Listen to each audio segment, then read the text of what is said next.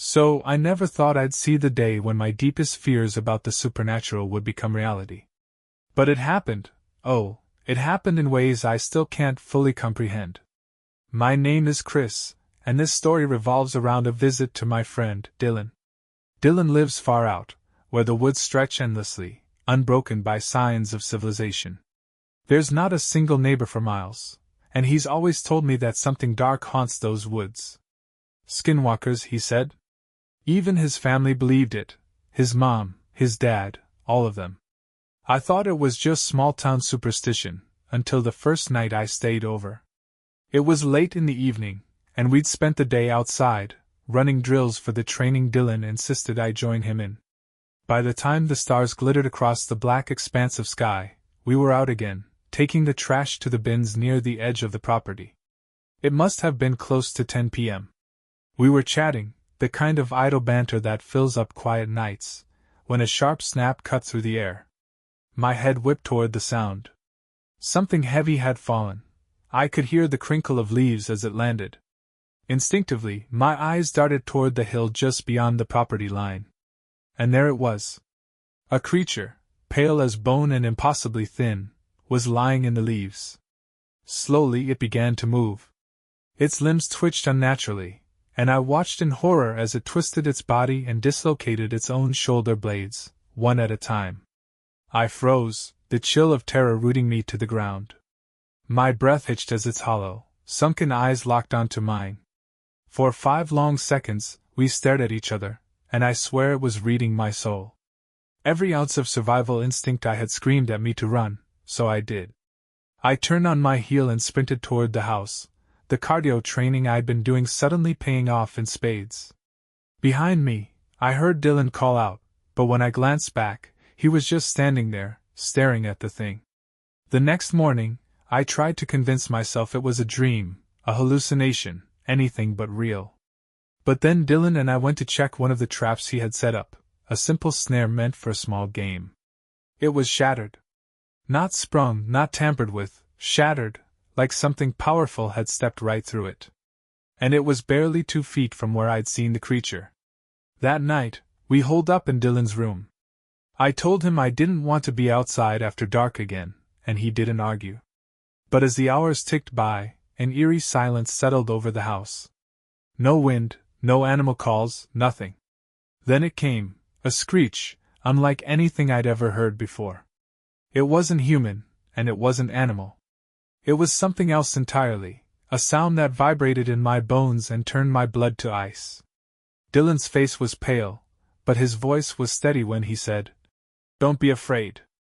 It feeds on fear." Easy for him to say. My hands were trembling, and every instinct told me to run. But I forced myself to sit still, to breathe, to act like the sound wasn't clawing at my sanity. The next day, Dylan told me he wanted to show me something.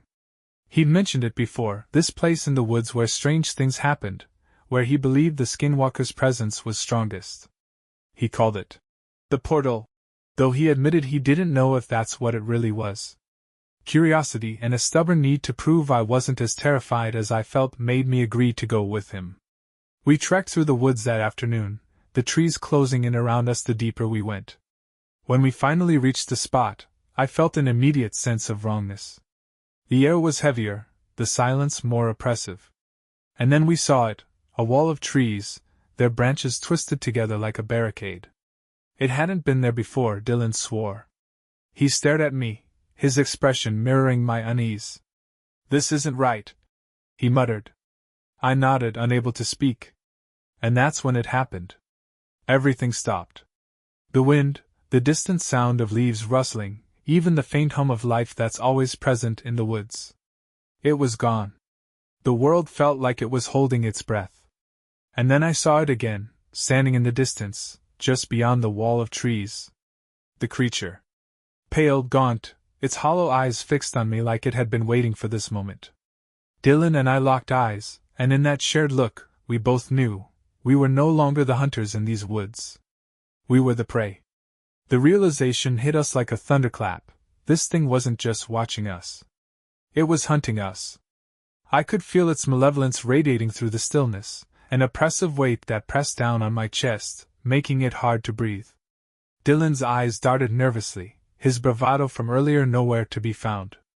"We need to get out of here," I whispered, my voice barely audible. Dylan nodded, but neither of us moved. It was as if the forest had us in its grip, rooting us to the spot. Finally, he broke the spell and grabbed my arm. "Come on," he said, his voice trembling. "We're leaving." As we turned to go, the creature moved. A blur of pale limbs and unnatural angles, it slipped through the trees with a speed that defied logic. My heart hammered in my chest as I struggled to keep up with Dylan, who was sprinting through the underbrush as though his life depended on it, and it probably did.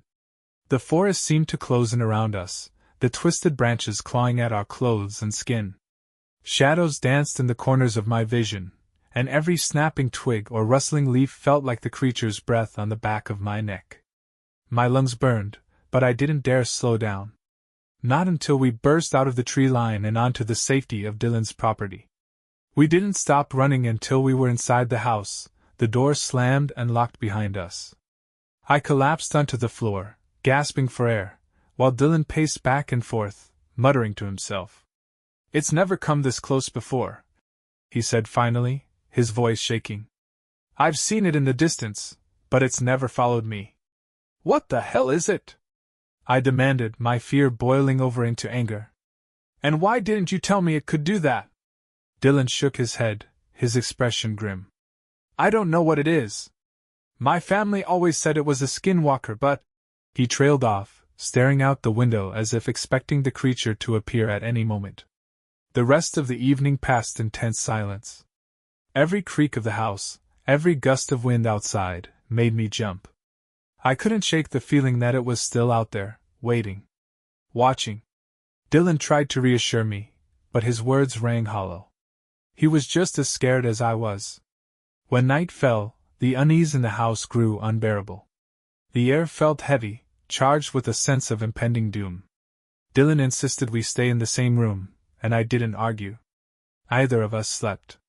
We sat in the dim light of a single lamp, listening to the sounds of the night, and waiting for something, anything, to happen. And then, just past midnight, it did. The screech returned, louder and closer than before. It was the same inhuman, bone-chilling sound that had haunted me the night before, but now it was accompanied by the sound of scratching at the walls. My stomach churned as I realized it wasn't just outside. It was circling the house. Dylan grabbed a rifle from the corner of the room and motioned for me to stay behind him. "Whatever happens, don't open the door," he said firmly. I nodded, clutching a heavy flashlight as if it would do me any good. The scratching grew louder, more insistent, and then came the sound of something heavy slamming against the back door. My heart raced as Dylan aimed the rifle toward the sound, his knuckles white as he gripped the weapon. "Show yourself!" he shouted, his voice cracking. The response was another screech, so loud and piercing that it felt like it was coming from inside my own skull. I covered my ears, my vision swimming as the noise reverberated through me.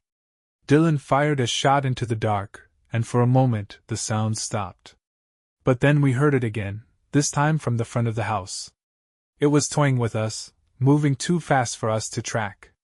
Panic clawed at my throat as I realized we were completely at its mercy. "Chris," Dylan said quietly, his voice barely audible over the pounding of my heart. "If something happens to me, you run. Don't stop, don't look back. Just run." I wanted to argue, to tell him we'd get through this together, but the look in his eyes silenced me. He didn't believe that. Not really. The rest of the night passed in a haze of terror. The creature never breached the house, but it didn't leave either. It circled us, its presence a constant reminder that we were trapped. By the time dawn broke, I felt like I'd aged 10 years. The sunlight brought no comfort, only the grim realization that this thing wasn't going to stop until it got what it wanted. Whatever that was. The morning light did little to ease the tension. Dylan and I sat in his kitchen, the remains of an untouched breakfast between us. Neither of us had much of an appetite. I could still hear the echoes of that screech in my head, like a bad song stuck on repeat. Dylan's face was pale, his eyes bloodshot from lack of sleep. For all his bravado, he looked just as shaken as I felt. "We can't stay here," I said finally, breaking the silence. My voice sounded foreign to my own ears, trembling with exhaustion and fear. Dylan nodded slowly. "I know. But where would we go? If it's following us, running might just make it worse." I hated that he had a point. The creature had already shown it could move faster than us, anticipate our actions, even toy with us. Still, the idea of staying put felt like a death sentence. "What about your family?" I asked. "Do they know how to deal with this thing?" Dylan hesitated, then shook his head. "They've seen it, sure. But no one knows what it wants, or how to stop it. They always said to avoid the woods at night and keep the house well lit. Beyond that, we're on our own." The conversation lulled, and I found myself staring out the window at the dense wall of trees that bordered the property. In the daylight, the forest looked almost serene, but I knew better. It was a facade, a lie meant to lure us into a false sense of security. "There has to be a reason it's targeting us," I said, more to myself than to Dylan. "Something we've done, something we've disturbed." Dylan's eyes narrowed. "The portal." The word hung in the air between us, heavy with implication. My stomach churned at the memory of that place, the wall of twisted trees, the oppressive silence, the sense of being watched. "Maybe we're not supposed to go near it," Dylan continued, his voice low. "Maybe just being there was enough to set it off." I didn't want to believe it, but deep down, I knew he was right. The portal, or whatever it was, had been a turning point. It was as if we'd crossed some invisible line, broken a rule we didn't even know existed. "So what do we do?" I asked. Dylan didn't answer immediately. He leaned back in his chair, his gaze distant. "We go back," he said finally. My heart skipped a beat. "Are you insane? We barely made it out of there alive the first time." "I know," he said, his tone calm but resolute. "But if we don't, this thing isn't going to stop. It's going to keep coming after us until it gets what it wants. Whatever that is." I wanted to argue, to tell him it was a terrible idea, but the look in his eyes stopped me. He was right again, damn it.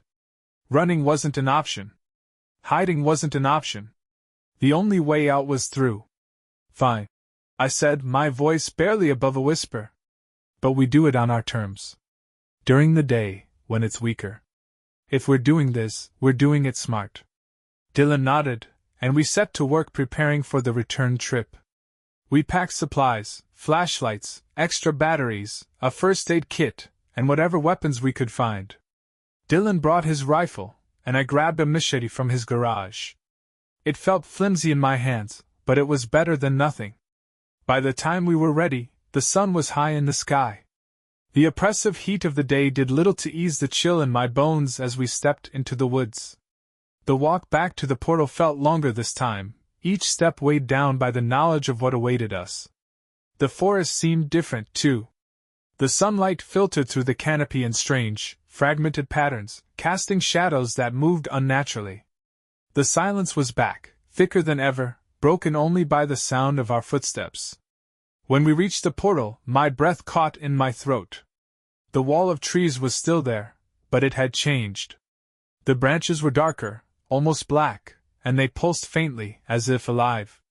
The air around it shimmered, distorting the space like heat waves rising off pavement.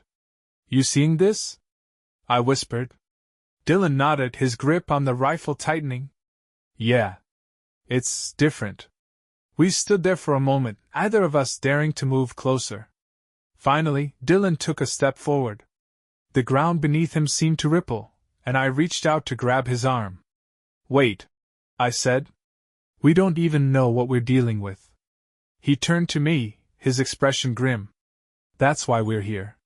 To find out." I swallowed hard, then nodded. Together, we stepped closer to the portal, the air growing colder with every step. The shadows around us deepened, and for a moment I thought I saw something move within the twisted branches. And then, just as we were about to reach the threshold, the ground beneath us gave way.